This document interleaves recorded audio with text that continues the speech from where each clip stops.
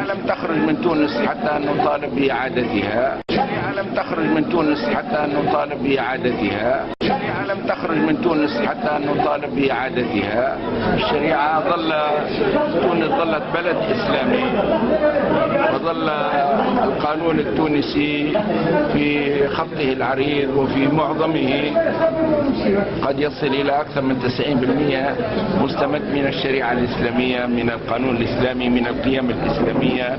ولذلك ما ينبغي أن تدور صراعات حول قضايا شكلية وكأنه صراع بين الشريعة وبين أعداء الشريعة. بلدنا هذا بلد إسلامي. ما يستفيد من هذا الصراع؟